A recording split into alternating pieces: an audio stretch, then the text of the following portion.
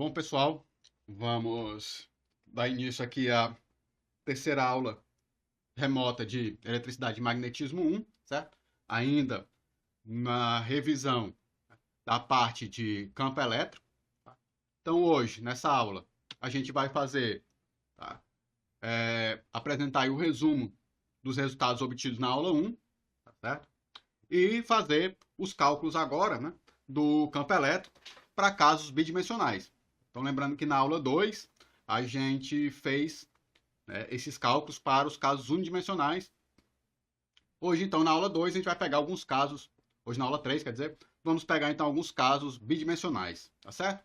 Então, vamos lá, fazendo aqui uma revisão, tá, dos resultados da aula 1, obtido na aula 1, tá? A gente obteve, então, essa expressão 1 aqui, que dá o campo elétrico devido a uma distribuição de carga dQ' situado, né, na posição R', certo? E também obtivemos também a força sofrida por uma distribuição de carga Q situada num ponto R, certo? De novo, para a gente poder fazer então essas integrais, tá, que vinculam a carga à posição, a gente vai ter que então utilizar as densidades de carga, né? Então, na aula 2, a gente se concentrou em casos unidimensionais, onde a gente utilizava essa primeira expressão aqui, da expressão 3, tá? E hoje a gente vai se prender a casos bidimensionais, tá? Ou seja, vamos pegar aqui essa relação, essa segunda relação aqui, tá, da equação 3, para colocar aqui na equação 1, tá certo? Então, tá, nos casos bidimensionais, vou substituir aquele dQ' por sigma dA, aqui, ó, opa, aqui, ó, dQ' sigma dA, ok? E vou integrar aqui, claro, sobre toda a área, né, do corpo, tá certo? A gente vai pegar então dois casos. O primeiro é o caso do campo elétrico, tá, gerado por um disco de raio R, uniformemente carregado, tá, com carga total Q, tá, ao longo do eixo central do disco. E o outro caso é o campo elétrico gerado por um plano infinito, também uniformemente carregado. Tá certo? A gente vai fazer esse segundo caso aí, fazendo o limite do primeiro caso. Tá certo? Então vamos lá para o primeiro caso, tá? Que é o caso do campo elétrico gerado por um disco de raio R, uniformemente carregado com carga total Q, tá? Ao longo do eixo central do disco, né? Então, quer dizer, a gente tem esse disco aqui, que eu coloquei ele no plano XY, tá? E nós vamos, de raio R aqui, ó, tá? E nós vamos estudar o campo elétrico dele nesse eixo central aqui, Z, certo? Ou seja, nosso campo aqui ele vai ser sempre em Z, tá? E o sigma, né, que é a densidade superficial de carga, é constante, tá certo? Então, ora, a gente precisa, para escrever a nossa expressão, saber quem é R R' e quem é dA', já que o sigma é constante. Tá? Então vamos lá. Então vamos identificar quem é cada componente desse. Tá? Ora, o R indica aonde a gente está estudando o campo. Né? Ora, como a gente vai estudar o campo sempre em cima do eixo Z, então a gente pode escrever o nosso R como sendo Z na direção K. Tá? Ou seja, ele vai estar preso aqui nesse eixo, que é o que a gente quer. Certo? A gente vai estudar só ao longo do eixo central do disco, ou seja, o eixo Z aqui. Ok? O R', quem é? Tá? O R', ele identifica onde está a carga, certo? Então, eu escrevi ele como um R', R chapéu, tá? Onde esse R é um R que está aqui no plano, tá? Como você pode ver, tá? Esse vetor R, ou R', tá? É um vetor que está no plano XY. Não é o R do espaço todo, tá? É o R só do plano ali, tá certo? Então, para me identificar um pedaço da carga aqui, tá? É um vetor R, linha, né, na direção R chapéu, tá certo? Identifica um pedaço da carga aqui, tá ok? A gente vai integrar, então, isso aí sobre todo o disco, né? Tá? E um elemento de área em cima do disco. Bom, agora como a gente está usando essa variável θ, né, a gente vai ter que calcular esse elemento aqui de área. Como é que se faz esse elemento de área para calcular? Então aqui eu fiz um esquemazinho aqui no canto da figura, tá? Indicando. Ora, eu estou mapeando o plano XY, tá? Estou identificando os pontos no plano XY através do meu vetor R e do meu ângulo θ, a minha distância R e do meu ângulo θ. Então, para me saber um elementozinho de área, aí, o que é que eu faço? Eu faço uma pequena variação em R, um dr, que me gera esse tracinho aqui verde, tá? E faço uma pequena variação em θ. Tá? Quando eu faço uma pequena variação em θ, um dθ, né, ele vai varrer um arco que é R dθ. Então, um elementozinho de área aqui, basta multiplicar. É R dθ dr. Como é um pedacinho linha aqui, eu botei as linhas em todos. Então, ficou R, dr linha, dθ linha. Então, assim a gente descobriu o elemento de área. Tá? Ora, nós temos todo mundo já, então dá para substituir na equação. Então, vamos lá, na relação. Aqui, ó, só reescrevi o que a gente tinha escrito na outra aqui, ó. Tá? O R' e o dA', tá aqui, ó. Tá? E a gente tem que substituir, então, essas quantidades aqui, ó, no valor do campo elétrico, né? Tá? Essa integral aqui. Então, vamos lá. Substituindo os valores, nós obtemos essa expressão aqui, ó, onde tinha R, ficou ZK, onde tinha R', ficou R', R chapéu, tá? Embaixo também. O sigma era constante, já saiu da integral, tá aqui, ó. E o dA' tá aqui, ó. R', dR', dθ'. A gente tem que integrar R' de 0 até R grande. E temos que integrar θ de 0 até 2π, para a gente poder pegar o disco todo, né? Tá? Ou seja, o R vai ter que variar de 0 até R grande, e o θ variar de 0 a 2π, para que a gente pegue o disco todo. Certo? Então, agora é separar ela em duas integrais, tá?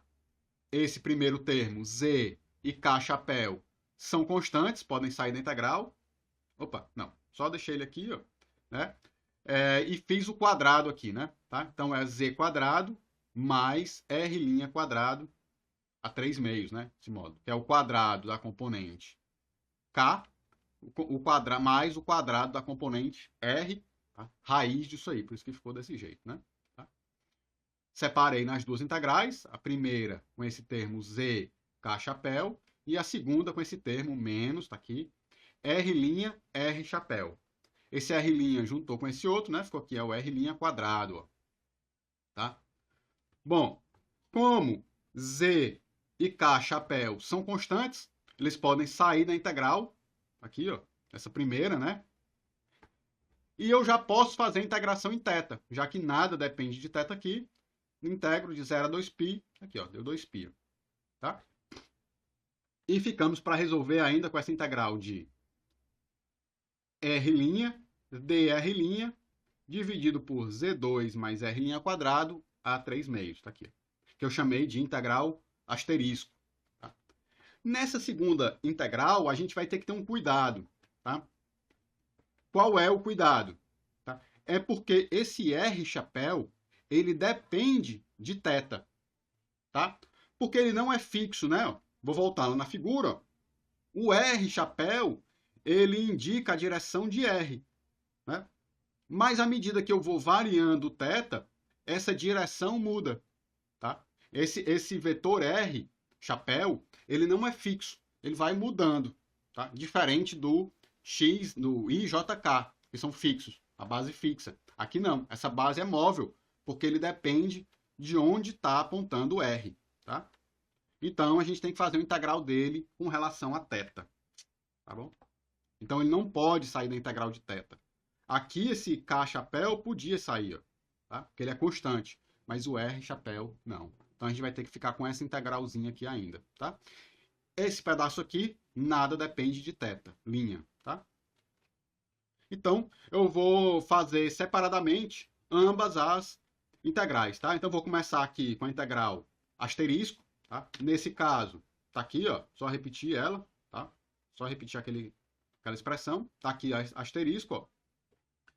Então, para resolvermos... Eita, que tá cheio de erro aqui. Tá. Para resolvermos a integral, leia-se, asterisco, tá? A gente vai fazer a mudança de variável. Vamos chamar toda essa parte aqui de baixo, tá? De U. Então ficou Z2 mais R' igual a U. Quando a gente derivar aqui, a gente vai ter que DU é 2 R' dR', tá? Então ficou bom, porque aqui a gente tinha em cima já esse pedaço, né? R' dR'. Tá? Então, nesse caso, quando a gente substituir, aqui embaixo a gente vai ficar com U a 3 meios, né? Aqui, ó, U a 3 meios. Tá? Aqui onde tinha R', dR', tá? É 1 meio de DU, tá aqui, ó, 1 meio de DU. Então, a gente pode integrar, tá? U a menos 3 meios vai dar menos 2, U a menos meio. Então, esse menos 2 aqui vai cancelar, aqui, ó. Voltei de U para Z e R', aqui, ó. Os limites de integração agora é R' 0 e R' igual a R grande. Então, fazendo isso, né? A gente colocar R' igual a R grande aqui, vamos ter Z2 mais R2, tá aqui, ó. E quando a gente botar R' igual a 0, a gente vai ter raiz de Z quadrado, que é o módulo de Z, tá? A menos 1, ok? Então, essa primeira integral nos dá esse resultado aqui. Tá? Então, agora vamos para a segunda integral, tá? Continua errado aqui, mas aqui eu já consegui ajeitar já, né? Tá certo? Então, para resolvermos a integral 2 asterisco, tá? Então, a gente vai começar com essa parte angular aqui, ó. Tá bom? Então, a gente tem que resolver essa parte angular. R chapéu d θ'. Então, como se escreve o R chapéu em termos de θ? Tá? Então, o R chapéu a gente pode escrever dessa forma.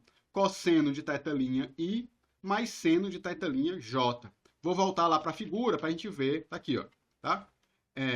Cosseno de θ na direção x, ou seja, cosseno de θ I mais seno de θ J. Ok? Você pode ver, né, que o módulo dele é 1, tá certo? Então, é isso. Então, agora sim, a gente conseguiu escrever o R, chapéu, em termos de θ. Agora dá para integrar, tá? Integral do cosseno é o seno, integral do seno menos cosseno. Quando a gente fizer de 2π até 0, tá? De 0 a 2π, essa integral aqui vai ser 0. Tá? Porque, bom, a gente vai ter que botar a função no mesmo ponto, tá? Então ela vai acabar se cancelando. Tá?